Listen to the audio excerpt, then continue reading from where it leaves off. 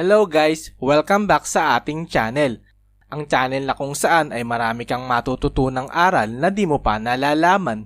So guys, kung ikaw ay bago sa channel na ito at mahilig ka sa ganitong video, paklik na lang ang subscribe button at paki-turn on mo na rin ang notification bell para lagi kang updated sa new upload videos ko. Nag-a-upload ako ng video, isa o higit pa kada linggo. So guys, simulan na natin. Hello guys! Sa video na ito ay tuturuan ko kayo na gumawa ng pampaswerte para sa darating na taong 2024. Ikaw ba ay naghahangad na yumaman at umunlad ang iyong buhay?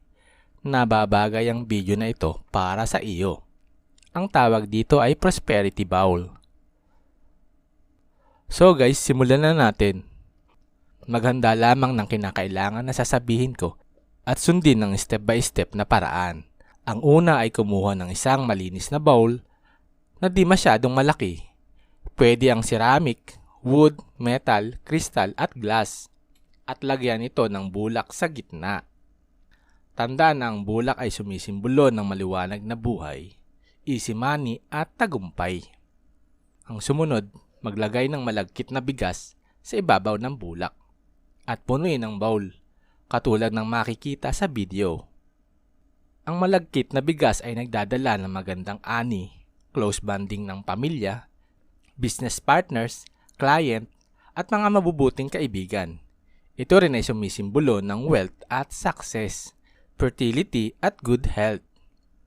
Ang sumunod, kumuha ng 12 piraso ng itlog at itayo ito paikot sa gilid ng bowl. Ang itlog ay sumisimbolo ng 12 months. Para sa mga baguhan, ito ay nagdadala ng bagong oportunidad sa negosyo, tagumpay, love at abundance. Ang sumunod, kumuha ng 12 piraso ng barya o coins na mayroong kombinasyon ng gold at silver. Tandaan guys, kailangan mo muna itong linisin bago ito gamitin para mawala ang negatibong enerhiya nito. Ganito ang tamang paglilinis ng barya. Kumuha ng maliit na bowl at lagyan ng tubig. Lagyan ng isang kutsara ng asin at konting patak ng dishwashing liquid at haluin ito. Tapos ay ilagay o ibabad ang mga barya sa looban ng 1 oras at alisin ang barya makaraan ng 1 oras. Hugasan ito ng malinis na tubig at tuyuin gamit ang malinis na tissue o tela. At ilagay ito sa pagitan ng mga itlog na nakatayo na makikita sa video. Tandaan na ang gold ay nagdadala ng overflowing ng income, wealth at success. Ang silver naman ay nag-aalis ng negatibong enerhiya, nagpoproteksyon from bad people at no sickness or evil friends na darating sa buhay mo. Ang sumunod, kumuha ng 12 pirasong bay leaf. Ilagay ng patayo katabi ng itlog paikot na makikita sa video. Ang bay leaf ay kumakatawan sa good luck at protection at sumisimbolo ng prosperity. Ibig sabihin ay walang tigil na pagdaloy ng swerte sa iyong buhay. Ang sumunod, kumuha ng 12 piraso ng paper money at i-roll ang paper money at talian ng pulang ribbon at itusok patayo sa harap ng itlog paikot na makikita sa video. Ang paper money ay kumakatawan sa health at abundance, good fortune, success at prosperity.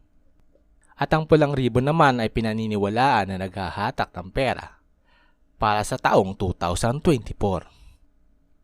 Ang sumunod, kumuha ng 12 piraso ng chocolate gold coins.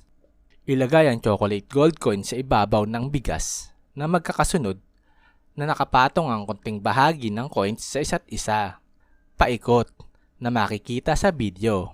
Ang chocolate gold coins kasi ay nagdadala ng sweet relationship sa family, friends at couples at co-workers at syempre good fortune at prosperity. Ang sumunod at ang huli ay ang orange na prutas o kahit anong maswerteng bilog na prutas o pampaswerteng prutas at ilagay ito sa gitna ng bowl. Mas makakabuti ang orange na kulay gold dahil ito ay kumakatawan at nagdadala ng good luck, wealth, prosperity at good health. So guys, tandaan na habang ginagawa nyo ito, ay dapat ay nagdarasal kayo ng mga bagay na gusto nyo na matupad o mangyari dito sa darating na taong 2024. So guys, sana ay nagustuhan nyo ang ating video at sana ay marami kayong natutunan. At sana ay magkaroon kayo ng good luck, good health at good fortune dito sa darating na taong 2024. I-claim nyo na ito ngayon bago sumapit ang bagong taon. Maraming salamat po. God bless and goodbye. So guys, sana ay may natutunan kayo sa ating video at sana ay nakatulong sa inyo. At kung gusto mo pa ang ganitong video, paki-comment naman sa ibaba. At kung nagustuhan mo ang video na ito, pakibigyan naman ng thumbs like at paki-share na rin para sa kaalaman ng iba.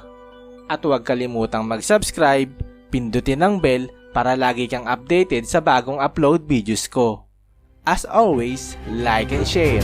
Ingat, God bless, thanks for watching, and goodbye.